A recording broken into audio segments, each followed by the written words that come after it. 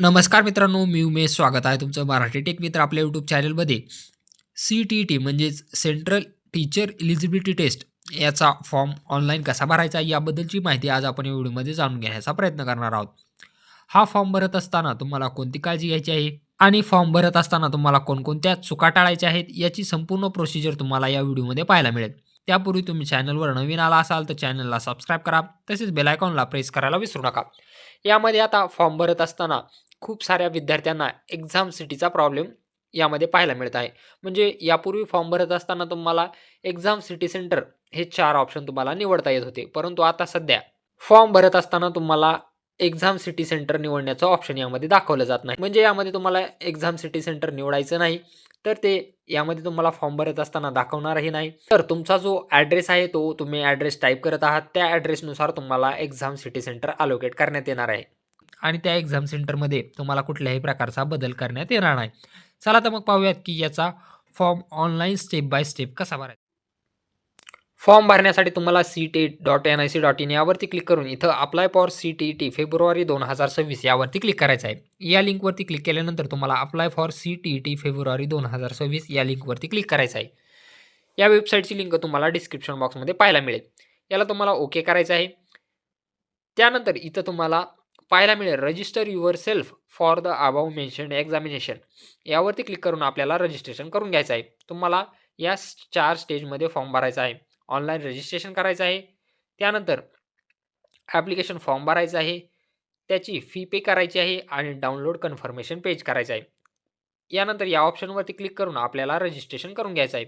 या ठिकाणी तुम्हाला रजिस्ट्रेशन, ॲप्लिकेशन फॉर्म आणि फी पेमेंट अशा 3 स्टेजमध्ये फॉर्म भरायचा आहे. इथं इन्फॉर्मेशन बुलेटिन ही तुम्ही डाउनलोड करून याची संपूर्ण माहिती वाचून घेऊ शकता. यामध्ये जनरल आणि OBC यांना पेपर फर्स्ट किंवा सेकंडसाठी ₹1000 फीस आहे आणि दोन्ही पेपरसाठी तुम्हाला ₹1200 फीस घेण्यात येणार आहे. आणि जर तुम्ही SC, ST किंवा डिफरन्शियली एबल्ड पर्सन असाल तर पेपर फर्स्ट किंवा सेकंडसाठी ₹500 फीस आहे आणि दोन्ही पेपरसाठी तुम्हाला ₹600 फीस पे करावी लागेल. त्यानंतर तुम्हाला खाली यायचं आहे. मला I have downloaded information bulletin याला टिक करून क्लिक हेअर टू प्रोसीड या बटनावरती क्लिक करायचं आहे. आता या ठिकाणी तुम्हाला पर्सनल डिटेल्स भरायचे आहे. पर्सनल डिटेल्समध्ये तुमच्या 10वीच्या पासिंग सर्टिफिकेट किंवा मार्कशीटवर जशी माहिती दिलेली आहे त्याचप्रमाणे तुम्हाला या ठिकाणी अर्जामध्ये माहिती भरून घ्यायची आहे. कॅन्डिडेट नेम तुमचं जसं मार्कशीटवर आहे तसं तुम्हाला भरायचं आहे. त्यानंतर वडिलाचं नाव भरायचं आहे. आईचं नाव इथं टाईप करून घ्यायचं आहे. तुमची डेट ऑफ बर्थ तुम्हाला इथं टाईप करून घ्यायची आहे किंवा सिलेक्ट करायची आहे. त्यानंतर जेंडर तुम्हाला सिलेक्ट करून घ्यायचं आहे. आयडेंटिटी टाइपमध्ये तुम्हाला voter ID, passport, bank passbook, ration card, any other valid government identity with photograph यामध्ये तुम्ही आधार कार्ड सिलेक्ट करू शकता किंवा ड्रायव्हिंग लायसन्स ही या ठिकाणी सिलेक्ट करू शकता. तुम्हाला जे योग्य वाटतं ते इथून तुम्ही सिलेक्ट करू शकता.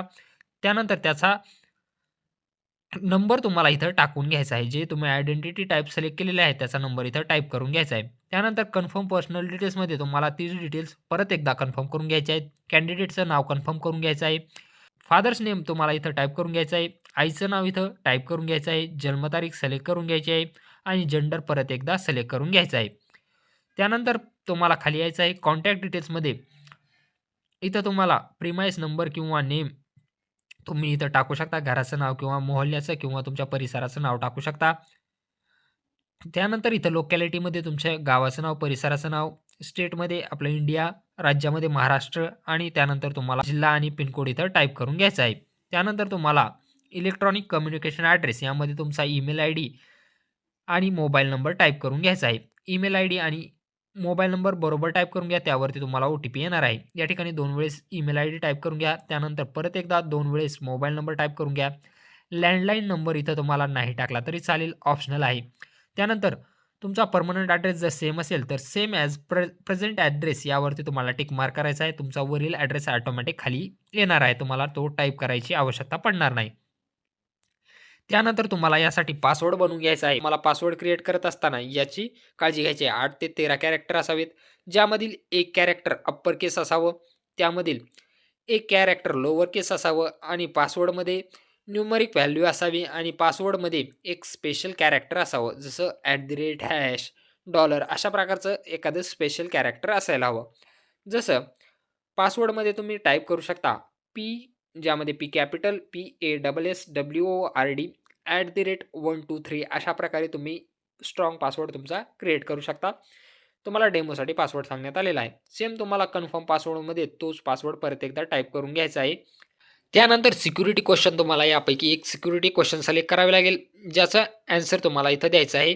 जर तुमचा पासवर्ड फॉरगेट करायचा असेल, तर सिक्युरिटी क्वेश्चनचा तुम्हाला ॲन्सर द्यावे लागेल. यामध्ये वेगवेगळे प्रश्न आहेत.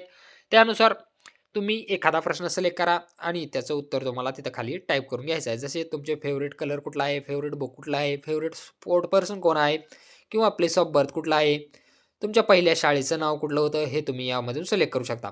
तुम्हाला जो प्रश्न लक्षात राहील असा वाटतो त्यापैकी एक प्रश्न सिलेक्ट करा आणि त्याचं सिक्युरिटी आन्सरमध्ये ते आन्सर टाइप करून घ्या. त्यानंतर तुम्हाला खाली जो कॅप्चा कोड दिलेला आहे तो कॅप्चा जसाच तसा म्हणजे कॅपिटलमध्ये असेल कॅपिटलमध्ये तो टाकायचा आहे आणि सबमिट या पर्यायावरती क्लिक करायचं आहे. त्यानंतर तुम्हाला रिव्ह्यू पेज दाखवलं जाईल. या ठिकाणी तुम्ही पाहू शकता. तुम्ही या ठिकाणी जी पूर्ण माहिती भरली आहे ती बरोबर आहे का नाही हे तुम्हाला चेक करायचं आहे. त्यानंतर तुमचं नाव बरोबर असेल तर नावावरती तुम्हाला इथं माय नेमवरती टिक करायचं आहे. वडिलाचं नाव बरोबर असेल तर father name, mother name, date of birth, gender, address, mobile number आणि ईमेल आयडी ही सर्व खात्री करून घ्यायचं आहे आणि सर्व माहिती बरोबर असेल तर या सर्वांना तुम्हाला टिक करून घ्यायचं आहे. अशा प्रकारे तुम्हाला या सर्वांना टिक करून घ्यायचं आहे.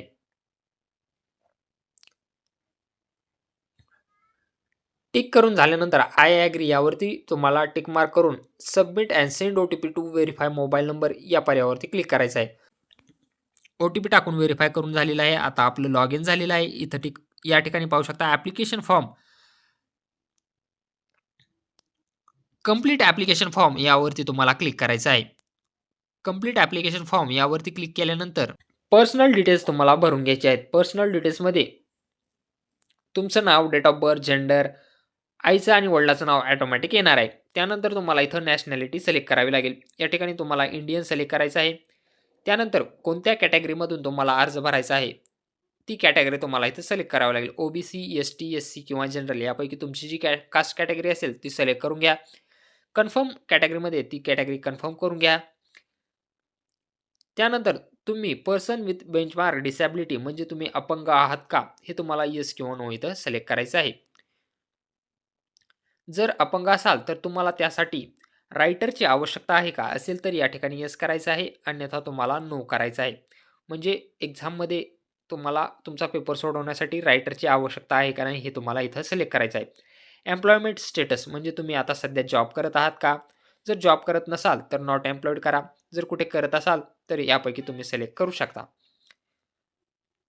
खाली यायचं आहे. हा कॅप्चा कोड टाकून सेव्ह अँड नेक्स्ट या पर्यायावरती तुम्हाला क्लिक करायचं आहे. यामध्ये पेपर फर्स्टसाठी अप्लाय करायचा आहे, पेपर सेकंडसाठी अप्लाय करायचा आहे का दोन्ही पेपरसाठी अप्लाय करायचं आहे, तुम्हाला इथं सिलेक्ट करावे लागेल. तुमच्या केसमध्ये तुम्हाला कुठल्या पेपरसाठी अप्लाय करायचं आहे ते सिलेक्ट करून घ्या. त्यानंतर त्या पेपरची तुम्हाला लँग्वेज सिलेक्ट करावी लागेल. आता दोन्ही पेपरसाठी अप्लाय करायचं आहे, ज्यामध्ये फर्स्ट पेपरची लँग्वेज मराठी, त्यानंतर language Hindi, language second Hindi select केलेली आहे. Educational qualification for class 1st to 5th यामध्ये तुमचं जे एज्युकेशनल क्वालिफिकेशन असेल, त्याचा तुम्हाला नंबर टाइप करून घ्यायचा आहे. या ठिकाणी तुमचं कुठलं एज्युकेशन आहे, त्यानुसार तुम्हाला ते सिलेक्ट करावे लागेल. आता माझ्या केसमध्ये senior secondary or equivalent with at least 50% marks and passed or pursuing 2 years diploma in elementary education म्हणजे डी-एड झालेलं आहे. त्यामुळं मी 1 नंबरचा ऑप्शन सिलेक्ट करत आहे आणि पेपर सेकंडसाठी graduation and passed or pursuing of 2 years diploma in elementary education यांचं डी-एड झालेलं आहे. म्हणून मी याही ठिकाणी एकच नंबरचा ऑप्शन सिलेक्ट करणार आहे. बी-एडवाल्यांनी बी-एडसाठी जे ऑप्शन लागू होत असेल ते तुम्हाला इथं सिलेक्ट करायचं आहे. सब्जेक्ट ऑफर फॉर पेपर सेकंडसाठी कुठला सब्जेक्ट आहे, मॅथमॅटिक्स अँड सायन्स आहे का सोशल सायन्स हे सिलेक्ट करून घ्या. त्यानंतर क्वालिफाईंग एक्झाम जर तुमचं डिप्लोमा इन एज्युकेशन असेल तर डिप्लोमा इन एज्युकेशन सिलेक्ट करा. डिग्री म्हणजे बी-एड जर असेल तरच सिलेक्ट करायचं आहे. जर तुमचं डी-एड असेल तर फक्त डिप्लोमा इन एज्युकेशन सिलेक्ट करा. त्यानंतर हा कॅप्चा कोड तुम्हाला टाकायचा आहे आणि सेव्ह अँड नेक्स्ट या पर्यायावरती क्लिक करायचं आहे. त्यानंतर याला तुम्हाला येस करायचं आहे. त्यानंतर डिप्लोमा इन एज्युकेशन याची आता डिटेल्स आपल्याला भरावे. या ठिकाणी पास स्टेटस तुम्हाला सिलेक्ट करायचं आहे. इयर ऑफ पासिंग सिलेक्ट करायचं आहे. तुमची डिप्लोमा कधी कंप्लीट झालेला आहे हे तुम्हाला इथं पासिंग इयर सिलेक्ट करावे लागेल. म्हणजे तुमचं डी-एड कधी झालेलं आहे या ठिकाणी त्याचं बोर्ड तुम्हाला सिलेक्ट करावं लागेल. डी-एडचं बोर्ड जर तुमचं सिलेक्ट होत नसेल तर इथं सर्च करायचं आहे. जर तुमच्या बोर्डाचं नाव नसेल तर तुम्हाला ऑदर्स सिलेक्ट करावे लागेल आणि ऑदर्समध्ये तुम्हाला